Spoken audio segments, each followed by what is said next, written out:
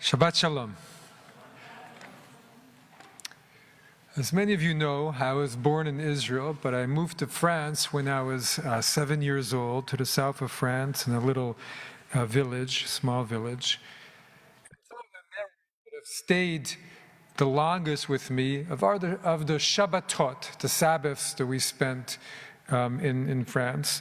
And I actually do not remember the Shabbats that we spent in the Old City in Jerusalem, but the ones in France were always had this really special feeling. It was surrounded in nature, and the songs we would sing, and the way we would do Kiddush and Hamotzi, and we were pescatarians, and therefore we had a dairy Friday night, and we'd have olive oil and butter with our challah every week.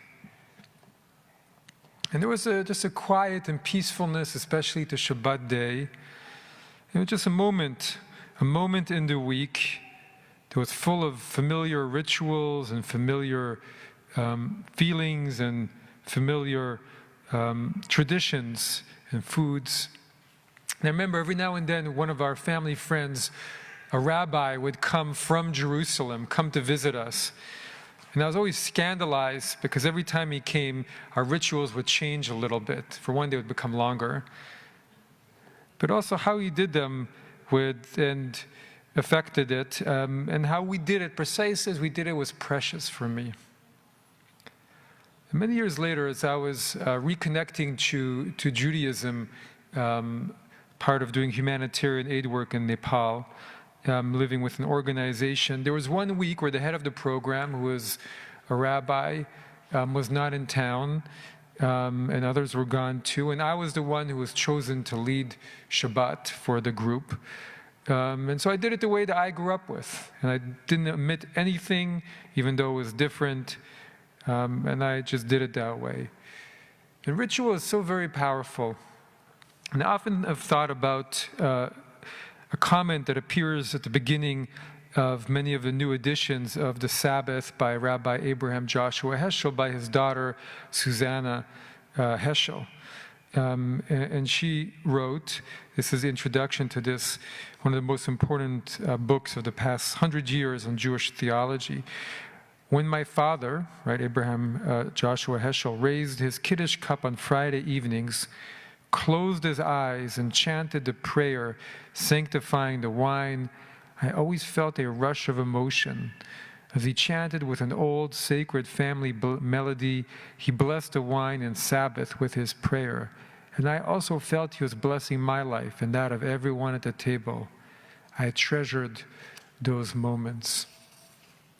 It's about the power of ritual to bring an additional quality to life. And I don't think it's about nostalgia, but it's about adding that quality of being that resounds differently within our own consciousness from the way we live the rest of our lives, but that adds richness and adds beauty and adds memory. So of course we have the moments that come with Sabbath and other holidays, joyful moments, the sounds of songs that are familiar to us under a chuppah, sad moments when we hear the El Maleh Rachamim prayer at a funeral or commemoration. And rituals offer us that sense of reassurance and comfort, and they also transport us to a different experience of time, bringing in the power of spirit. And through it, protecting us from the usual places and thoughts and worries and the elements of life that make up the rhythm of our mundane existence. And it's what we see in our Parsha. After the death of his sons, Aaron is taught what? He's taught the rituals of Yom Kippur. That's the Torah's answer to this horrible tragedy. And these rituals are a way to assure him of divine blessing, of protection, as he himself was on Yom Kippur meant to go into the presence of the divine. And it was a protection of sorts. And as he went through all these rituals of changing his clothes, of making the sacrifices, of taking ritual baths throughout this day, that somehow his spirit and the divine spirit melded, and he was taken far out of his regular way of thinking and into a different way. And somehow, as he was engaged with all this ritual, he was blessed by the higher power. And we have this concept that's familiar to many of us of that while you're doing a mitzvah, that somehow we are protected to some degree. And so we have this custom, many of you probably have seen this, when someone goes traveling, you give them a little bit of money as tzedakah so that they're engaged in the ritual of giving tzedakah throughout all their travels. When they land, they give the money, because it's a sense that while you're in the midst of a mitzvah, you're in a different kind of a special space. So last Monday, it was Yom HaZikaron, and I was going into Yom HaZikaron, and I was attending a class on Zoom that my father was teaching. And at the end of the class, it was 8 p.m. in Israel time, suddenly the siren in Israel went off for Yom HaZikaron. And just like for Yom HaShoah, when the siren goes off, everybody stops what they're doing.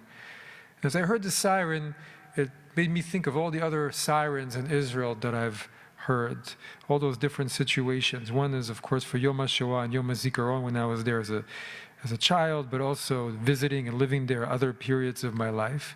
But also made me think of the Shabbat siren you hear in Jerusalem. Just when it's time to light candles, the siren goes off every Shabbat, reminding us to light candles, Shabbat is coming.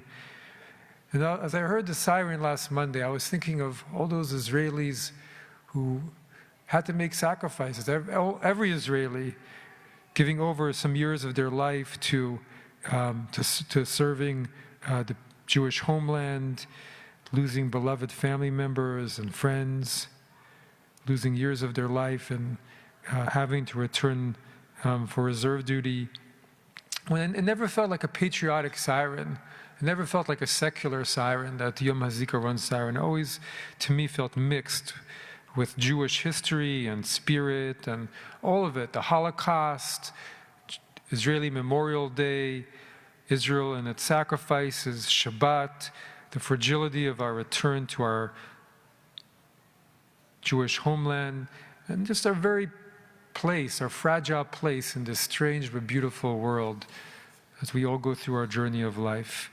And that somehow that siren was a stern reminder of the presence of something greater in life and of the presence of spirit. Do not forget, observe Shabbat as best you can. Give yourself to something more. Stand and wait. And of our own need to also meet all these rituals from our own kavanah, from our own sincerity and our own intention. So in the first year, as Aaron was going about these rituals as high priest, you can imagine he took the sadness of his sons with him. Maybe he took also the love of his spouse as he approached from one ritual to the other ritual, all of it, one after the other. Then finally he was bare and ready to meet his Creator. And maybe he was there for him throughout the rest of his lives, every time, on that day, carrying that love, carrying that pain. And also opened him up to receive a blessing that could atone for all of the people. And he carried it back out, and the people received it in return. And the commentators note that while Aaron was doing all the rituals outside, he was wearing the priestly garments. But when he went into the Holy of Holies, he changed into simple linen clothes. And then he changed back into the complicated clothes as he went back out.